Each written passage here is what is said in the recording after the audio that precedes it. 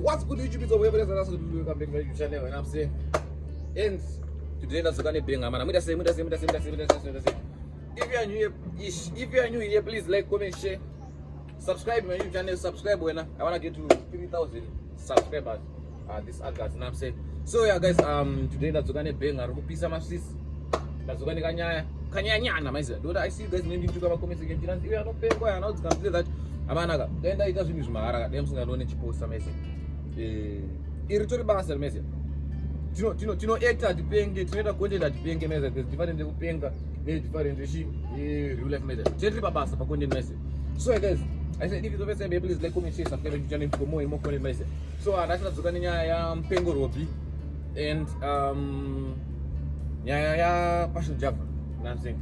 So you all know Passion Java appear, and I'm saying abasana tukabam wana chichi maise kuvomateza ngopinda seugine chivwa chipapera futi vakapapezo Passion Java. So azobra pachena achitaura niye kupera kwake achibvuma kuti apera like admit kuti mana enda pera it is that I'm saying focus chichi on myself chichi chingozvinzwira wega but usatawanzwa please like, comment, share, subscribe my YouTube channel wena.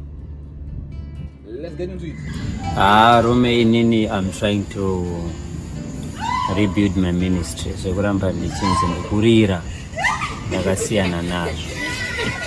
And mungu zvinombondibata but I think for the past year you can see I have grown and I've become a different man. Loving my wife, and I just had a wedding to restart my marriage. Nazokamboita zvemepo semurume. Tangidza kuti zero. I'm like wait. Tangidza kuti zero.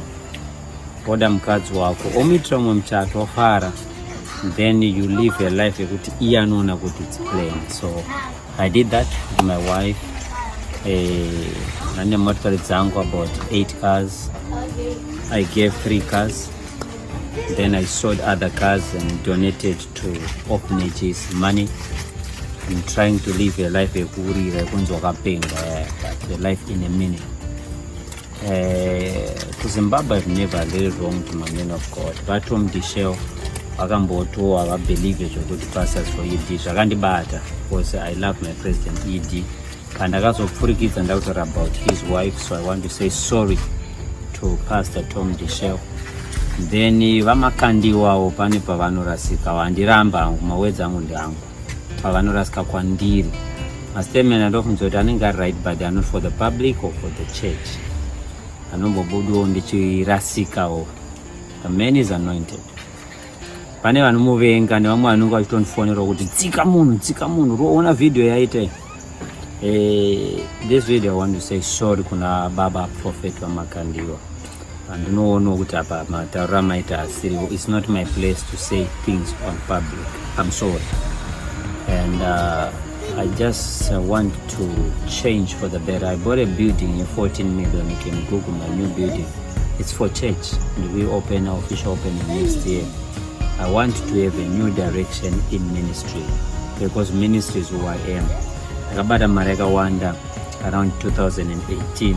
Pandakatanga kuita zvimavideo zvimatwaba zvimangengenge zvimachichi. Guys, I'm building my life to be a better man, to have a better life, a meaningful life. Saka zvekurira is me. My life can't be controlled by the public, and I don't live for the public. I live for my wife, for my children, for my beloved people, my church. Number one priority, I live for God. So it's just my small video and vasingafarira makandiwa, especially uyu wemuchechu sandifoneri kuchitaura zita ramakandiwa. He's a good man. He's a man I look up to for years, even now.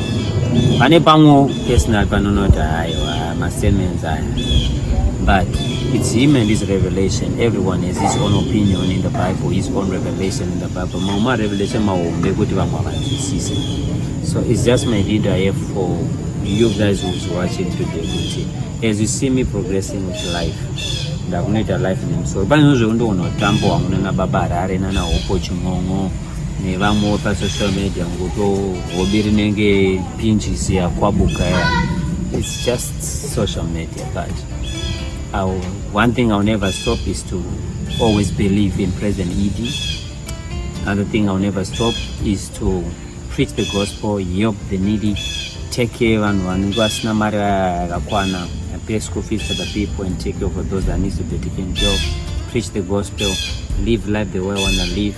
I used to be Gucci all down every day. I'm still Gucci, but I'm adjusting. Because the last time I ended up in Gucci, if you check my account, it's over $1 million, and I think I ended just last year. I saw like if I given this money whenever we need that, it would have helped a lot of families. So, kwandawanikwa anchawanikwa ikoko.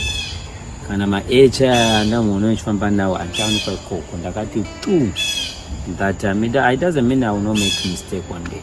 Don't know so to battle mangwana ita ndugita na next year or 10 years from now I may be mending. But my video is just to clear. Kana pano wandakata jiko mugusi amotsasi anderegero. God bless you. Nagonera guys, kumana kuti apera advito tapera kumana obvuma.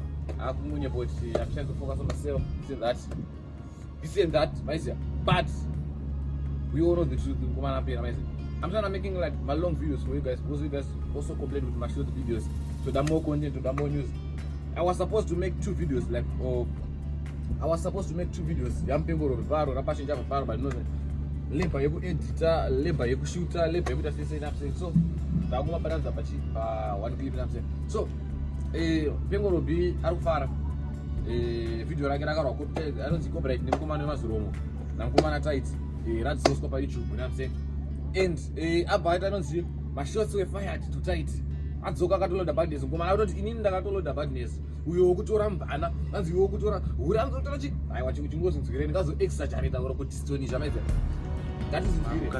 mukasi aiwa tiri kufara singaiti sezvo muri kuona kupenyerera kwatiri kuita uku tamukati tongofara notification rapinda pakati peusiku richiti vhidhiyo redu radzoka mukomana akatadza yoenda kukota akakundikana akati tingakurirwe kumberi uku right. Saka nyaya yandaona ndeyekuti hasha ndazoita hasha this time haachandigone because isi state titori mageto idzi epe ndakashaya pawa kozi zvandandaitirwa zvacho ka ndandatoipa ma1 pandatozoona kuti pamasina hapana chekutyapo ndandakuchanchita chadidi muklasi chichichi but izvezvi ndatoi dangerous guys.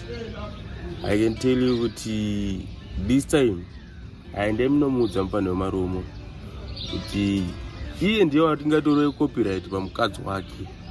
Mukadzi wakatora mukadzi wemunhu ameno zvekuti handina basa nazvo zvekuti ane mwana kana mwana asiri wake ndobasa rekutora mufana panapa ende nomuudza mupano wemaromo iye maromo akanyanya kuti angu ari nani maromo. Saka imi muri kuti video radzoka video taridzosa video taridzosa ende hatina chekutya taridzosa ka taridelita futi kuti muratidza kuti hauna basa mabva maridelita zvaanazvo ndezvake video iri rapa alright.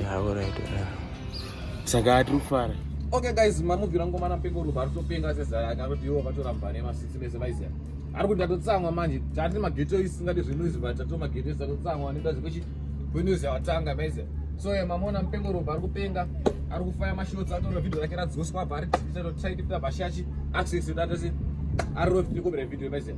So atama naMupengo Roby akatotsamwa maiziya akupenga sezara rake akatoloda badness over video maiziya. So I bet guys, thank you for watching my video today. You guys should subscribe my YouTube channel. You know what I'm saying? When I look at my hits comment, then my YouTube pays me $1 per every comment. My supplement. I say, but you don't say, put say again, when you took a cocoa or a dump. My rating got that one is Saka, yo, son took it. It's better to be a comment and I'm saying, because YouTube will never radio log on YouTube. I say, but yeah, guys, thank you for watching my video till the end. I'm saying, subscribe, man. Tell a friend, I'm saying, and please guys, don't forget to watch my videos. Like I also make my vlogs. In a big vlog, I think Mangwana Sunday. Let's just say Monday. Big vlog coming this Monday. Make sure you turn on the notification bells and everything, man. I love you guys. Thank you for watching my channel. Do what you do best on keyboard, you want to do best ish. Guys, I mean, don't have a fast like I'm in a bit. Do what you do best in our keyboard, you want to do best. My name is Praise Makara. We're out here. Cape Town. Bang.